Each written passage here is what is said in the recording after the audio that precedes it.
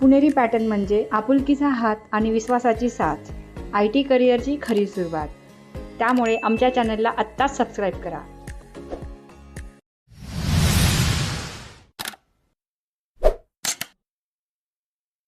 माझं नाव तन्वी भोसले. मी सातारचे आहे.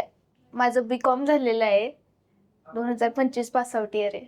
मी पुणेरी पॅटर्न क्लास जॉईन केला होता डाटा ॲनालिस्टसाठी.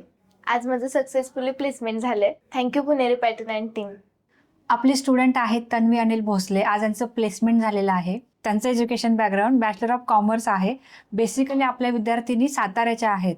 बघा ना, आपले विद्यार्थी पूर्ण महाराष्ट्रभरामधून क्लासेस करून IT मध्ये प्लेसमेंट घेऊन जातात. पण त्यामागे ते काय स्ट्रगल करतात, किती प्रिपरेशन करतात आणि कशा पद्धतीने ते मेहनत करतात, हे सगळं आज आपण आपल्या सक्सेस स्टोरीमधून जाऊन घेणार. त्यामुळं हा व्हिडिओ शेवटपर्यंत नक्की बघा. सो तन्वी, आज कसं वाटतंय? खूप छान वाटतंय. भारी वाटतंय. भारी वाटतंय. ओके. सो तुम्हाला असं कधी वाटलं होतं का की माझं नॉन टेक्निकल बॅकग्राऊंड आहे आणि मला IT मध्ये जॉब मिळेल, हे स्वप्न तुम्ही कधी पाहिलं होतं? असं वाटलं नव्हतं अगोदर की होईल, पण आता वाटतंय.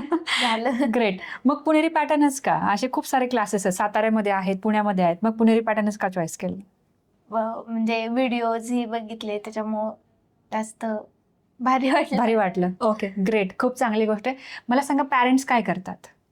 वडील शेतकरी आहे. अच्छा. आणि आई? आई हाऊस मध्ये अच्छा. घरी कामच कर. अच्छा, बरं बरं. मला सांगा की आता जसं तुम्ही पुणेरी पॅटर्नच्या क्लासेसमध्ये टेक्निकल टीचिंग पाहिले, इंटरव्ह्यू प्रिपरेशन पाहिले, प्लेसमेंट टीम बघितली, सगळ्यात बेस्ट पार्ट काय वाटला? सगळेच बेस्ट होते. सगळ्यांनी सपोर्ट केला, म्हणजे छान वाटलं. मग काय, म्हणजे प्रियांका मॅमनी पण समजून सांगितलं की कसं काय करायचं, कुठे जायचं, कसं कसं इंटरव्ह्यूची तुमच्यामुळे हे झालं. खूप मोठी गोष्ट आहे. बरं, माझे जे सेशन्स असतात त्या सेशनमधून सगळ्यात तुम्हाला काय जास्त शिकायला मिळालं? ॲटिट्यूड माझा जास्त वाढला, म्हणजे कॉन्फिडन्स आणखीन हे झाला, म्हणजे कम्युनिकेशन स्किल जास्त वाढला. बरोबर. आधी तुम्ही जास्त बोलत नव्हते. ओके, मोठी गोष्ट आहे ही पण खूप.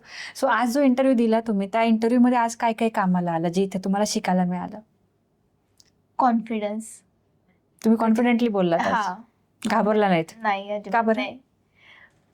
तुमचे सेशन ग्रेट. म्हणजे आपले जे 15 डेजचे लेक्चर्स असतात, सेशन्स, तर ते अटेंड करायला पाहिजेत, राईट? हो. सो तन्वी, आता तुमच्या पॅरेंट्सने तुम्हाला सपोर्ट केला म्हणून तुम्ही मगरपट्ट्यासारख्या इन्स्टिट्यूटमध्ये येऊन क्लास केला. पण अशा खूप मुली आहेत की ज्यांचं बजेट नाही, किंवा फॅमिलीज अशा खूप आहेत की त्यांचं नाही बजेट क्लासेस करण्याचं. अशा सगळ्यांना तुमचं काय सांगणं असेल आज? फ्युचरसाठी म्हणजे केलं पाहिजे काहीतरी.